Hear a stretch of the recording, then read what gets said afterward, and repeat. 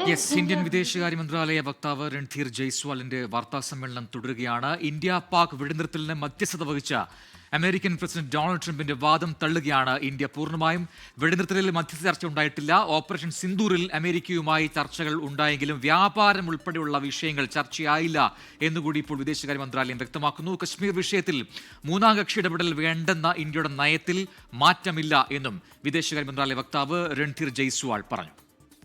We have a long-standing national position that any issues pertaining to the Union territory of Jammu and Kashmir have to be addressed by India and Pakistan bilaterally. That stated policy has not changed. As you are aware, the outstanding matter is the vacation of illegally occupied Indian territory by Pakistan.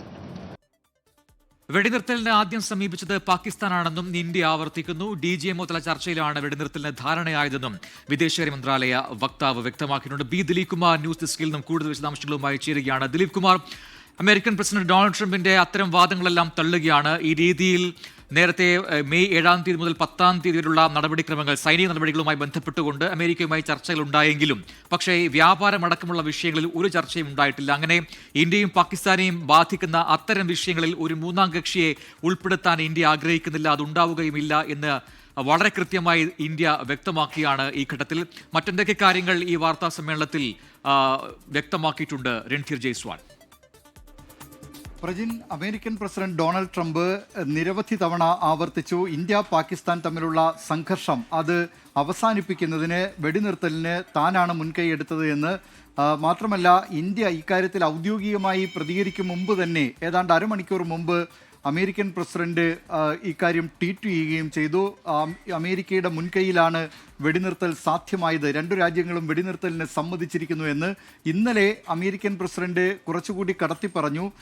ഇന്ത്യയുമായും അമേരിക്കയുമായും സംസാരിച്ചപ്പോൾ ഇനി ഈ വെടിനിർത്തലിൽ ഏർപ്പെടാതെ ഇരു രാജ്യങ്ങളുമായും ഇനി വ്യാപാരത്തിനില്ല എന്ന കാര്യം കൂടി താൻ മുന്നറിയിപ്പെന്ന നിലയിൽ രണ്ടു രാജ്യങ്ങൾക്കും നൽകിയിരുന്നു. അതേ തുടർന്ന് രണ്ടു രാജ്യങ്ങളും വെടിനിർത്തൽ അംഗീകരിക്കുകയാണ് ചെയ്തത് എന്ന് ട്രംപ് പറഞ്ഞു. ഇനി ഈ രണ്ടു രാജ്യങ്ങളുമായും വ്യാപാര ബന്ധം കൂടുതൽ മെച്ചപ്പെടുത്തും എന്നൊക്കെയായിരുന്നു അമേരിക്കൻ പ്രസിഡന്റിന്റെ അവകാശവാദം. എന്നാൽ കഴിഞ്ഞ ദിവസം തന്നെ പ്രധാനമന്ത്രി ഇതിന് മറുപടി നൽകിയിരുന്നതാണ്. സൈനിക തലത്തിലുള്ള ചർച്ചകൾ മാത്രമേ നടന്നിരുന്നുള്ളൂ എന്ന് പ്രധാനമന്ത്രി വ്യക്തമാക്കി. ഇന്ന് കേന്ദ്ര വിദേശകാര്യ വക്താവ് രൺധീർ ജയ്സ്വാൾ കുറച്ചുകൂടി കടുത്ത ഭാഷയിൽ തന്നെ ഇക്കാര്യത്തിൽ നിലപാട് വ്യക്തമാക്കിയിരിക്കുകയാണ്. കശ്മീർ വിഷയം ഉൾപ്പെടെയുള്ള കാര്യങ്ങളിൽ, ഇന്ത്യയും പാകിസ്ഥാനും തമ്മിലുള്ള വിഷയങ്ങളിൽ മൂന്നാം കക്ഷിയുടെ ഇടപെടൽ അനുവദിക്കുന്ന പ്രശ്നമേ ഇല്ല എന്ന് വീണ്ടും ആവർത്തിച്ച് പറഞ്ഞിരിക്കുന്നു ഇന്ത്യ. മാത്രമല്ല, ഇന്ത്യയും പാകിസ്ഥാനും തമ്മിൽ ഇനിയൊരു ചർച്ച നടക്കുകയാണെങ്കിൽ തന്നെ പാക് അധീന കശ്മീരിനെ ഇന്ത്യക്കൊപ്പം ചേർക്കുക, അവിടെയുള്ള ഭീകരരെ കൈമാറുക, ഈ വിഷയത്തിലല്ലാതെ മറ്റൊരു കാര്യത്തിലും സിന്ധു നദീതട കരാർ അടക്കമുള്ള വിഷയങ്ങളിൽ ചർച്ചയ്ക്കില്ല എന്ന കാര്യം വ്യക്തമാക്കിയിരിക്കുകയാണ് ഇന്ത്യ. സിന്ധു നദീതട കരാർ മരവിപ്പിച്ചത് തുടരും എന്ന് കേന്ദ്ര വിദേശകാര്യ വക്താവ് പറഞ്ഞു. അത് സുരക്ഷാ കാര്യങ്ങൾക്കുള്ള കേന്ദ്ര മന്ത്രിസഭാ സമിതി യോഗം കൈക്കൊണ്ട തീരുമാനമാണ്. ആ തീരുമാനത്തിൽ നിന്ന് പിന്നോട്ടു പോവില്ല.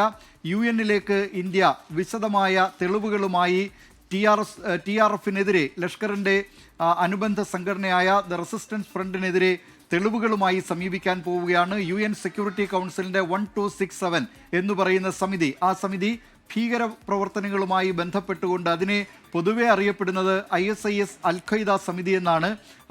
ഈ ഭീകര സംഘടനകളുടേതടക്കം ലോകത്തെ നിരവധി ഭീകര സംഘടനകളുടെ പ്രവർത്തനങ്ങൾ നിരീക്ഷിക്കുകയും അവയെ കരിമ്പട്ടികയിൽ പെടുത്തുന്നതുമായ സമിതിയാണ് UN സെക്യൂരിറ്റി കൗൺസിലിൻ്റെ ഈ 1267 സമിതി. ആ സമിതിയിലേക്ക് പോവുകയാണ്. TRFിനെ ആഗോള ഭീകര സംഘടനയായി പ്രഖ്യാപിക്കണം എന്ന ആവശ്യമാണ് ഇന്ത്യ മുന്നോട്ട് വയ്ക്കുന്നത്. അങ്ങനെ അംഗീകരിച്ചു കഴിഞ്ഞാൽ ഇതിൻ്റെ നേതാക്കളെ കരിമ്പട്ടികയിൽ പെടുത്തുകയും അവർക്ക് യാത്രാവിലക്ക് ഏർപ്പെടുത്തുകയും അവരുടെ ധനത്തിനുള്ള അവരുടെ സ്രോതസ്സുകൾ അടയ്ക്കുകയും ഒക്കെ ചെയ്യാനാകും. അത്തരമൊരു തീരുമാനത്തിലേക്ക്, അത്തരമൊരു നിലപാടിലേക്ക് ഇന്ത്യ പോവുകയാണ്. UN സുരക്ഷാ കൗൺസിലിൽ പാകിസ്ഥാൻ അംഗമല്ല. നേരത്തെ തന്നെ ചൈനയെ ഉപയോഗിച്ചുകൊണ്ടാണ് ഇത്തരത്തിലുള്ള പാകിസ്ഥാനിലെ ഭീകര പ്രവർത്തനങ്ങളുമായി ബന്ധപ്പെട്ടുകൊണ്ട് ഇന്ത്യ നടപടി വേണം എന്നാവശ്യപ്പെടുമ്പോൾ ചൈനയെ ഉപയോഗിച്ചുകൊണ്ടാണ് പാകിസ്ഥാൻ അവരുടെ കാര്യങ്ങൾ നേടിയെടുക്കുന്നത്. ഏറ്റവും ഒടുവിലായി ഈ പഹൽഗാം ഭീകരാക്രമണത്തെ അപലപിക്കുന്ന പ്രമേയത്തിൽ പോലും പാകിസ്ഥാന്റെ പേരൊഴിവാക്കുന്നതിന് ചൈന അവരുടെ അധികാരം, സുരക്ഷാ കൗൺസിലിലെ സ്ഥിരാംഗം എന്ന നിലയിലുള്ള അധികാരം കാണിച്ചിരുന്നു. പക്ഷേ ഈ ഇതിൻ്റെ അനുബന്ധ സംഘടനയായ 1267ലേക്ക് തെളിവുകളുമായി പോകും എന്ന കാര്യവും ഇന്ത്യ വ്യക്തമാക്കിയിരിക്കുകയാണ്. ഏതായാലും മൂന്നാം കക്ഷിയുടെ ഇടപെടൽ ഈ വിഷയത്തിൽ അനുവദിക്കുന്ന പ്രശ്നമേ ഇല്ല. മാത്രമല്ല മറ്റൊരു കാര്യം കൂടി ഇന്ന് കേന്ദ്ര വിദേശകാര്യ മന്ത്രാലയ വക്താവ് വെളിപ്പെടുത്തിയിരിക്കുകയാണ്. അതായത് പാകിസ്ഥാനാണ് ഈ ഇന്ത്യയെ വെടിനിർത്തലിന് വേണ്ടി സമീപിച്ചത് എന്ന കാര്യം നേരത്തെ തന്നെ പറഞ്ഞിരുന്നതാണ്. പാകിസ്ഥാൻ DGMO ഇന്ത്യൻ DGMOയെ വിളിച്ചിരുന്നു എന്ന്. പക്ഷേ ഇന്നൊരു സുപ്രധാന വിവരം കൂടി അദ്ദേഹം വെളിപ്പെടുത്തിയിരിക്കുകയാണ്. ഉച്ചയ്ക്ക് 12:37 ഡൽഹിയിലെ പാകിസ്ഥാന്റെ നയതന്ത്ര കാര്യാലയം, പാകിസ്ഥാന്റെ ഹൈക്കമ്മീഷൻ ഇന്ത്യൻ വിദേശകാര്യ മന്ത്രാലയത്തെ സമീപിക്കുന്നു. DGMO തല ചർച്ചയ്ക്ക് വഴിയൊരുക്കണമെന്ന് പറയുന്നു. ഹോട്ട്ലൈൻ ബന്ധമാണ് സാധാരണ ഇന്ത്യ പാകിസ്ഥാൻ DGMOമാർ തമ്മിൽ, മിലിറ്ററി ഓപ്പറേഷൻസിന്റെ ഡയറക്ടർ ജനറൽമാർ തമ്മിലുള്ളത്. പക്ഷേ ആ ഹോട്ട്ലൈൻ പ്രവർത്തിക്കുന്നില്ല.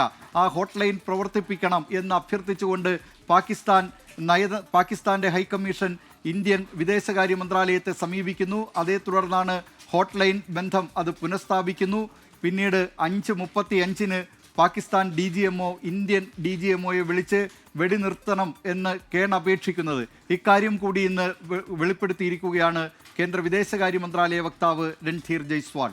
യെസ്, അങ്ങനെയെങ്കിൽ അമേരിക്ക ആ രീതിയിൽ ഇടപെട്ടു, മധ്യസ്ഥത വഹിച്ചു എന്നൊക്കെയുള്ള വാദങ്ങൾ അത് പൂർണ്ണമായും തള്ളിക്കൊണ്ടാണ് ഇപ്പോൾ ഇന്ത്യ അത് തെളിവുകൾ സഹിതം ആ കാര്യങ്ങൾ വ്യക്തമാക്കുന്നത്. എന്തായാലും നിലവിൽ ഇന്ത്യയും പാകിസ്ഥാനും തമ്മിലുള്ള പ്രശ്നങ്ങൾ അത് ഭൂപ്രദേശവുമായി ബന്ധപ്പെട്ടാണ്. ആ പ്രശ്നങ്ങൾ അതുപോലെ നിൽക്കുന്നുണ്ട്. അത് ബൈലാറ്ററൽ ചർച്ചകളുടെ അല്ലെങ്കിൽ ഉഭയകക്ഷി ചർച്ചകളുടെ മാത്രമായിരിക്കും മുന്നോട്ട് പോവുക. അതിൽ ഒരു മൂന്നാം കക്ഷിയെ ഉൾപ്പെടുത്തില്ല എന്ന കാര്യം കൂടി ഇപ്പോൾ വ്യക്തമാക്കുകയായിരുന്നു ഇന്ത്യൻ വിദേശകാര്യ മന്ത്രാലയം.